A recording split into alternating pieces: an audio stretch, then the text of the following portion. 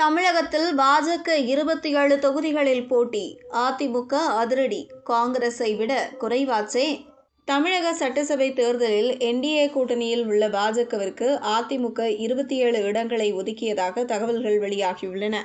அதாவது காங்கிரஸ் கட்சியை காட்டிலும் ஒரு தொகுதி குறைத்து பாஜகவுக்கு ஒதுக்கப்பட்டதாக உறுதி செய்யப்படாத தகவல்கள் கிடைத்துள்ளன. தமிழக சட்டசபை தேர்தல் வரும் ஏப்ரல் 23ஆம் தேதி வெளியாகிறது. மே மாதம் 4ஆம் தேதி வாக்கு எண்ணிக்கை நடைபெறுகிறது. திமுக கூட்டணியில் காங்கிரஸ் 28 தொகுதிகள், மதிமுக 4 தொகுதிகள், மாமக 2 தொகுதிகள், ஐயுஎம்எல் 2 தொகுதிகள், கோமதேக 2 தொகுதிகள் என ஆக மொத்தம் 234 தொகுதிகளில் 38 தொகுதிகளுக்கான உடன்பாடு எட்டப்பட்டுள்ளது. மார்க்சிஸ்ட் கம்யூனிஸ்ட் கட்சிகளுடன் பேச்சுவார்த்தை நடத்தப்பட்டு வருகிறது.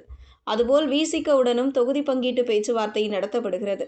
தேர்தல் தேதி அறிவித்த போதிலும் இதுவரை அதிமுகவில் தொகுதி பங்கீடு நடத்தப்படவில்லை. இந்த நிலையில் அதிமுக கூட்டணியில் இடம்பெற்றுள்ள பாரதிய ஜனதா கட்சிக்கு மொத்தம் 27 இடங்கள் ஒதுக்கியதாக தெரிகிறது. 40, 50 என அதிமுகவிடம் பாஜக கேட்டிருந்ததாக செய்திகள் வந்த நிலையில் 27 தொகுதிகள் ஒதுக்கீடு என்பது ஒருபுறம் ஆச்சரியத்தை ஏற்படுத்தினாலும் மறுபுறம் அரசியல் கணக்குகளை பலப்படுத்தியுள்ளது. குறிப்பாக